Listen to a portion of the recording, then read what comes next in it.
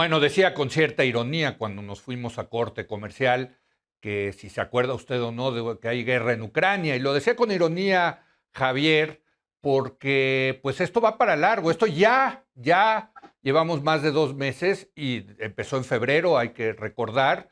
Y pues todos los analistas lo que dicen es que vámonos acostumbrando a la guerra ahí en Ucrania. ¿Tú cómo ves?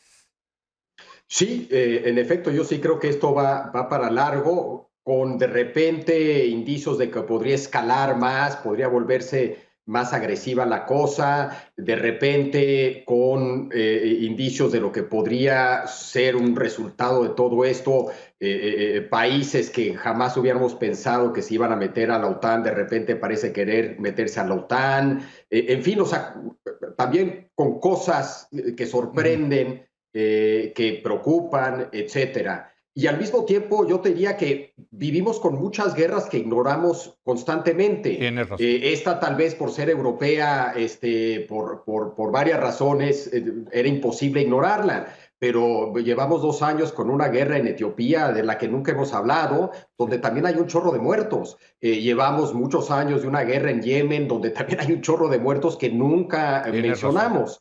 Eso es preocupante y te doy la analogía con lo que pasa aquí en la frontera con Estados Unidos, donde una y otra vez vemos entrar y entrar y entrar por la vía terrestre a ucranianos pidiendo asilo, mientras los haitianos, pero jamás les toca la posibilidad de ni siquiera acercarse para pedir asilo. Entonces también vemos estas dos realidades. Tú dices que nos estamos acostumbrando a la guerra de Ucrania, pero nunca tuvimos la oportunidad ni siquiera de acostumbrarnos a la guerra que hay en Etiopía o a la guerra que hay en Yemen. Entonces, sí son temas que creo que vale la pena repesar un poquito. Pues me han movido tu comentario y prometo traer a expertos aquí a Es la hora de opinar para hablar de ambas guerras, porque efectivamente estamos en falta, Javier, con lo que tú dices. Héctor. Bueno, de lo que dice Javier muy cierto, pero lo que sucede es que la guerra de Ucrania sucede en los medios fundamentales de Occidente. Es Sí, decir, en ese sentido es como la guerra de Vietnam. Todos los días los mayores medios de comunicación de Occidente dan cuenta y dan cuenta muy pormenorizada de lo que sucede en Ucrania. Yo todos los días subo al tweet el catch-up de The Economist, del New York Times, del Guardian y del País, que tiene una cobertura extraordinaria de extraordinario. Ucrania. El nivel de información de lo que sucede ahí es realmente muy impresionante y está muy clara toda la carnicería. Ese es un asunto totalmente perdido en el ámbito moral, en el ámbito político, en el ámbito diplomático para Rusia. Es una derrota moral, histórica, diplomática, política. Lo que no está muy claro y empieza a aparecer es algo que le preocupaba a Jorge hace tiempo, que es ¿por qué el ejército ucraniano resiste? Bueno, empieza a aparecer por qué. Porque ha estado armado desde el principio del conflicto Sí, y ahora parecen ya haber llegado a la convicción de que el ejército ucraniano puede resistir todavía más en medio de la carnicería o al costo de la carnicería y ser un elemento que debilite, que diezme al ejército ruso en su esfuerzo militar.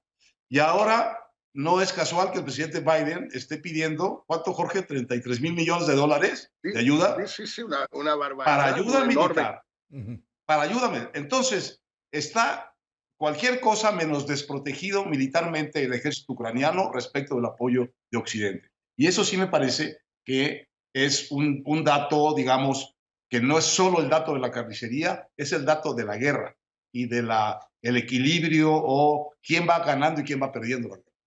Sí, no, bueno, vaya Sí. transferencia de armamento que ha habido al ejército ucraniano. Desde luego, eso explica parte por qué han resistido, Jorge. Bueno, discutíamos Héctor y yo con un amigo en común hace unas 3 o 4 semanas sobre este tema de las armas de los ucranianos. Decía este amigo, muy conocedor de los temas, que de haber estado tan bien armados los ucranianos hubieran destruido a buena parte de la fuerza rusa dentro de Ucrania. Pues sí la destruyeron, Uh -huh. resulta que sí. resulta que van como 1000 blindados destruidos, en fin, es una barbaridad la destrucción que ha sufrido, que ha padecido el ejército ruso.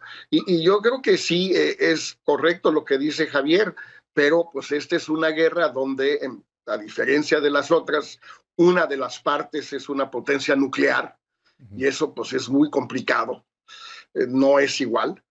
Segundo, pues otra de las partes, en el fondo, pues es Estados Unidos, de una manera mucho más directa que en Yemen o en Etiopía, o en cualquiera de los conflictos que hemos visto desde Afganistán y Irak. Y por último, pues sí, es una guerra, como dice Héctor, que transcurre frente a nosotros todos los días, tipo Vietnam, pero con cadenas de 24 horas. O sea, a ver, han sacado al mismo bebé que llora y a la misma abuelita que llora en CNN, en las cadenas francesas, en Fox, en Deutsche Welle, en la BBC, en todos. Es el mismo bebé, el mismo niño y la misma abuelita, desde luego. Ya tienen su arreglo perfecto ahí. ¿Por qué? Pues porque tienen que llenar el tiempo, esas cadenas, con escenas de la guerra, y pues no hay tantas abuelitas y tantos bebés que lloren.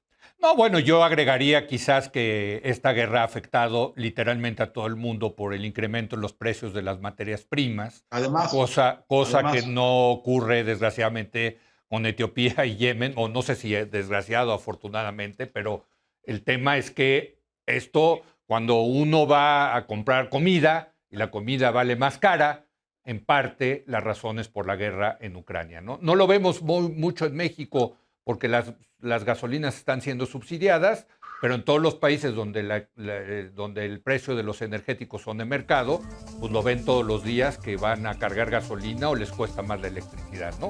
Entonces eso también creo que hace más conspicua, digamos, la guerra en Oigan, se nos acabó el tiempo. De todas maneras, Javier, te prometo que vamos a llamar a Mauricio Meshulam que nos ayude a entender lo de Etiopía y Yemen, porque es un buen punto. Gracias, Javier. Gracias, Héctor. Gracias, Jorge. Muy buenas noches. Y muy buenas noches a usted. Le agradezco que nos haya acompañado. Le recuerdo que a partir de las 8 p.m. podrán ver este programa por VIX y nmas.com.mx, y a partir de las 10:30 p.m. por Foro TV en televisión.